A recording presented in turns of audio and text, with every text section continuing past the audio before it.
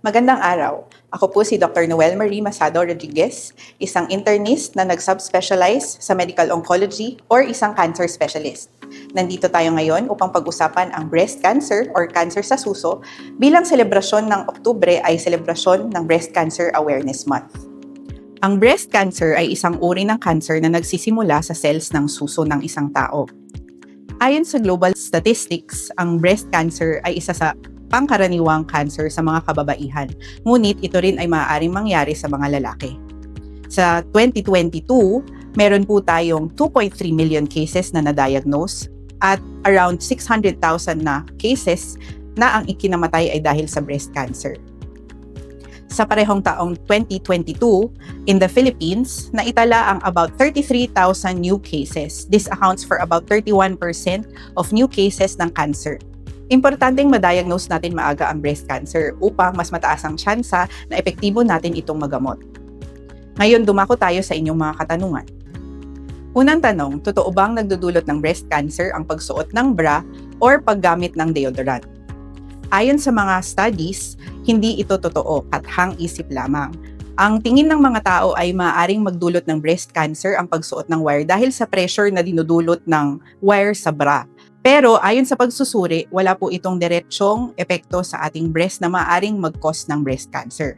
Pangalawa ay ang ating deodorant or ang ating antiperspirants. Sabi nila maaaring mag-cause ito ng cancer kapag nagbara or nag-cause ng bara doon sa mga pores na malapit sa may breast natin. Kaya lang, sa mga pagsusuri, ito ay haka-haka lamang ulit. Wala ring direktong epekto ang ating antiperspirants or deodorant na maaaring mag-cause ng breast cancer.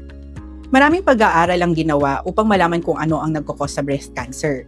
Sa mga ito, ang established na nagkukos ng breast cancer ay edad, hormone levels, lifestyle habits, environmental factors, and genetics. Totoo raw ba na hindi na recommended ang SBE or self-breast examination sa ating mga bahay? Ayon sa mga eksperto, hindi na ito ang pangunahing pagsusuri na recommended para sa atin. Pero kung titignan natin, maganda pa rin na magawa ang self-breast examination ng mga pasyente upang maging aware tayo sa ating mga suso. Aware tungkol sa pag-iiba ng itsura, kung meron tayong bagong bukol na napapansin, kung merong discharges na lumalabas, or kung merong pains. Pero ayon sa mga eksperto, hindi ito ang pangunahing recommendation. Ibig sabihin, mas maganda pa rin magpakonsulta, magpa-test at magpagawa ng mga screening tests katulad ng breast mammogram upang mas definite ang pagsusuri at malaman natin kung merong breast cancer ang isang pasyente. Sa madaling salita, hindi naman masama na mag-self-breast examination. Pero dapat tandaan na hindi ito ay dapat gawin na nag-iisa. Dapat hand-in-hand ito na gawin kasama ng pagsusuri ng doktor at kaakibat ng ibang mga test. Question number 3, namamana lang ba ang breast cancer or maaari itong dahil sa lifestyle?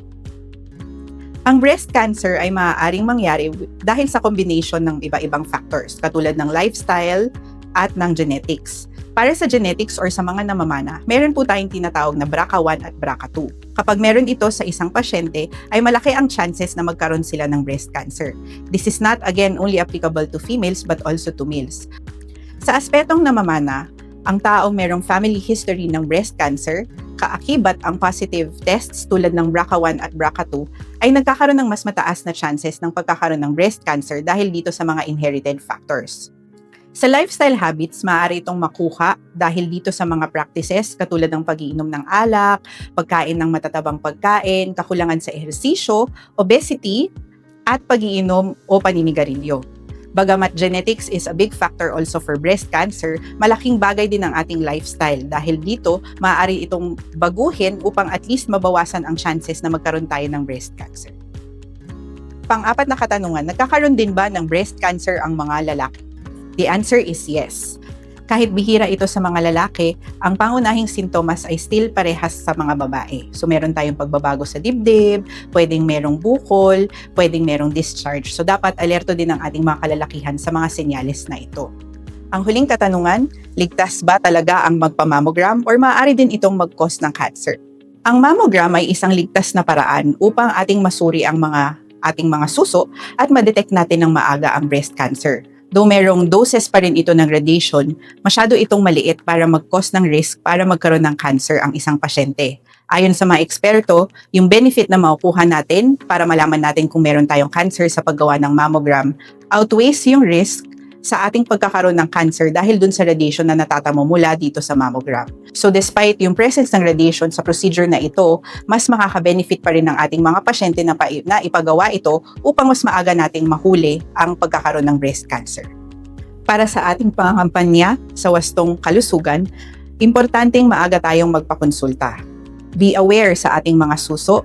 Kapag may nararamdaman, may napapansing kakaiba, dumulog agad sa ating mga doktor. Always remember, prevention is better than cure. Mas maaga nating nahuhuli ang cancer sa ating katawan, mas maaga natin siyang maagagamot at maaaring mas mahaba ang ating buhay. Muli, ako po si Dr. Noel Marie Masado Rodriguez, ang inyong cancer specialist. Ako po ay matatagpuan ninyo sa second floor cancer unit or chemotherapy unit dito sa Lorma Medical Center tuwing Wednesday, 9 to 12 noon and Fridays, 11 to 1 p.m. Maraming salamat, ating alagaan ang ating mga suso.